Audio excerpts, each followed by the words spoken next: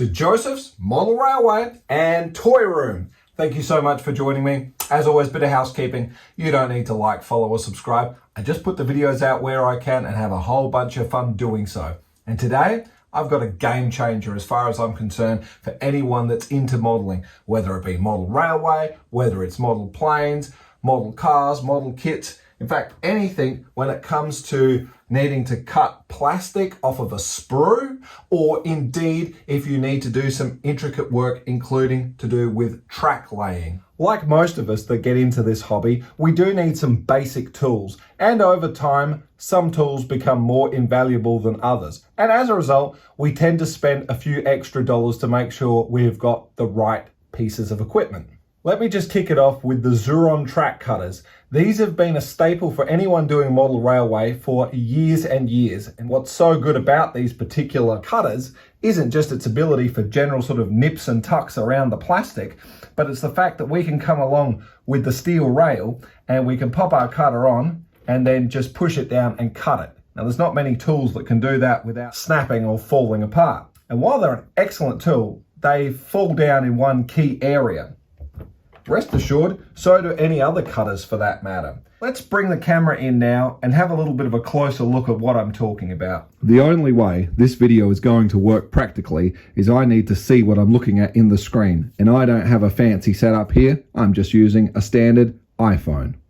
So as a result, we'll just come to the fact talking about side cutters. Some people will know this by a different name, but from where I'm from, it's known as a pair of side cutters. Others may call them a pair of nippers. This represents the absolute lowest scale of the market. This is a budget pair. I'm pretty sure I was actually given for free as a gift when I'd purchased something. They're of a metal construction. They look very shiny. I've had these for more than 10 years, but they are totally trash. They can't even cut a zip tie when you go to trim the cable tie. If we just bring it in nice and close to the camera and I close it together, even fully closed together, you can see through that edge. And that's what makes these absolutely atrocious. In fact, here we have a little piece of a sleeper that's come off a plastic piece. I'm just going to cut it with this. I'm squeezing that down as hard as I can. And absolutely nothing has happened. What you will see is that's completely distressed and rubbish. So for any modeler of any description, if you're spending $1 on your side cutters, expect $1's worth. Next, I want to move along to my Knipex cutters. Now, these particular ones I use for when I'm cutting heavier type of wire around the house and doing general sort of bits and bobs. Not that I'm going to use it much with the model railway, but if you've looked at how I've laid some key wiring underneath the layout to do with my key electrical feed from the house, this is what this is all about. And when I was doing the lighting, I need something just a little bit solid to cut through some heavier strands of copper. In my lifetime, it feels like I've made what feels like a million cuts with these, and these have been absolutely invaluable. However, for our general modeling needs, this is a little bit of overkill. Knipex also do a smaller set of cutters, which is quite good, but have failed in one key area. And while I still use them for a lot to do with the wiring and things like that, and if we come in nice and close, and if you look at the end, you'll notice that this end remains nice and pointy, but this bit has somehow come askew and been damaged. I don't know where or what happened exactly. I assure you I've never tried to cut track and never would I attempt to do that. But it isn't good. Now, it's been a bit of a long haul getting through to Knipex dealing with a warranty thing, of which they claim that they were more than happy to replace. But the process going through it has been a bit of a disaster. And at the moment, these still work perfectly well for what I need. Ah, yes, our Xuron Track Cutters. Absolutely an invaluable tool for so many reasons. And it's not just about to cut the steel rails. When it does come to little bits of plastic and when you need to trim the plastic off the bottom of the track, they do a half decent job. And we can give this little sleeper a cut and we have a reasonable cut here. But if we can bring this in nice and close, the cut isn't that awesome. But of course, we'd take our small file and make it look quite good. But for any quality model builder, as you know, when you need to cut multiple parts off of a sprue, that's going to need a lot of filing and it does take a lot of time. So is it possible that we can make better cuts? And the simple answer is yes. Ta-da! Yes, indeed. Here we are with the Dspiae Craft Tools STA 3.0. This is an absolute game changer as far as I'm concerned. People in these particular hobbies probably know about these long before I have, but this is an affordable tool that uses a slightly different principle. And I thought we might just have a quick look today at what it's all about and have a little bit of a comparison to see how much time you're actually going to save using this particular tool. Some of my family and friends may know me as a bit of a brand snob, and that may well be true. But let's just take a moment to appreciate that I purchased these cutters from the Canberra Hobby Centre. And what I really like about some of these operations is the time and attention to detail they put into offering great customer satisfaction. And this starts for me with the packaging. They've reached out to a supplier of their padded bags and had their image placed onto it. So this is how it arrived in its mailing bag with their image on it. But of course, as you well know, with a lot of this stuff, apart from the product, it's not going to stop there. I get this delightful little postcard, and I also get a personal note on the back with a sticker and usually whatever other bits and pieces people do. And what I appreciate, this is actually handwritten. This isn't just something that's stamped that you often see from many of the Chinese eBay operations. And I think it's just that little personal touch that my name is spelt right, and I love to see that. So I've got to give them a snaps up and absolute fantastic stuff. And they looked after me with, without doubt, the best price I could find on these cutters. Transgressing there, let's get back to it. So we received this box. And it's absolutely fantastic packaging. As you can see, there's no howdy-doodies about it here. It's just top quality product, and I would probably expect these come at a cost that is equivalent to purchasing a pair of the Knipex cutters. So for someone that's an absolute modeler, this is a wise investment. So we take it out of the box, and what's in the box? First of all, we do have a leather pouch to store it in. There is additionally the typical care instructions that you would expect. Well, this isn't one of those sort of unboxing and going through types of videos. We're just going to get straight to it. So it is great packaging, and here it is.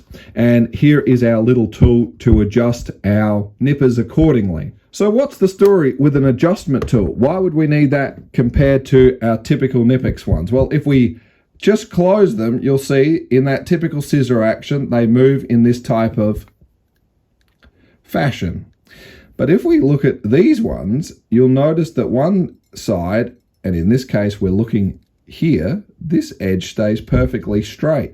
So we're literally slicing it down like a guillotine. So while that's rather wonderful, I think it's time we need to put this to a bit of a head-to-head test. So here we are with a little piece of track here. And for argument's sake, let's say we were going to cut the track, and what we needed to do is we're just going to lop off this particular sleeper.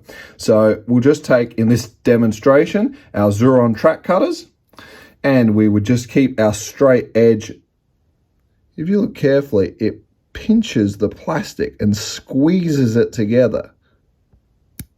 So we make that cut, and we slide back and look at the result. Now, as you can see, it's not too bad, and I've been carrying on like that, and especially for those of us that are doing model railway, underneath that track's not too bad, as our ballast will generally hide what has happened. If you look at the section that was cut off, you can see this distinctive arrow sort of triangle that's sort of been created on the tip where it was pinched from the edge of the cutters. Remember, we kept the flat side up here, which is what gave us a reasonably straight edge there, and that's where it's pinched down.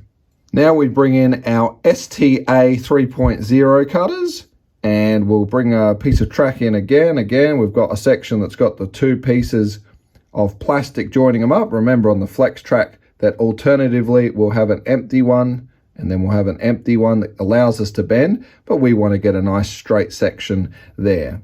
And then what we'll do in this is, again, we'll keep the flat end at this end.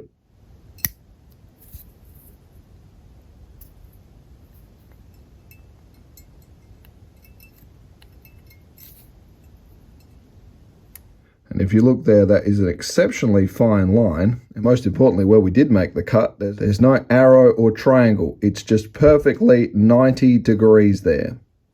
So to the rest of you model builders out there, whether you happen to be building ships or commercial airliners, those people know who I'm talking about, or indeed it could be cars or military type of paraphernalia.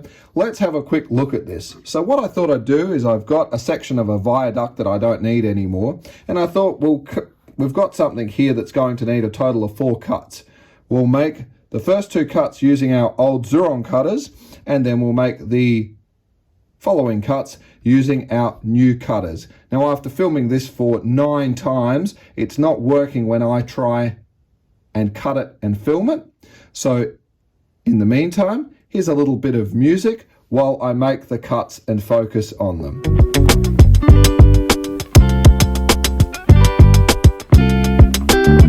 Right, let's look at what we've just achieved here first of all. Just with the naked eye, I can certainly see that triangle section of what we're getting with the previous cut, and yet I don't see it on the new one. So let's get that panel up at the moment. Right. Okay, so here's the cut we had with the Xuron tool. If we just have a look, it's not too bad, but you can see it's a little bit rough, and we definitely need to do a little bit of sanding there. It's not too bad, and I do apologize because the particular mold on this one is quite a thick one. Most of what I'm doing is actually a lot finer and more intricate than that, but still, here we go. And it's no doubt about it, if you were modeling and you looked at that, we know we're going to have to take a file and sand that one off.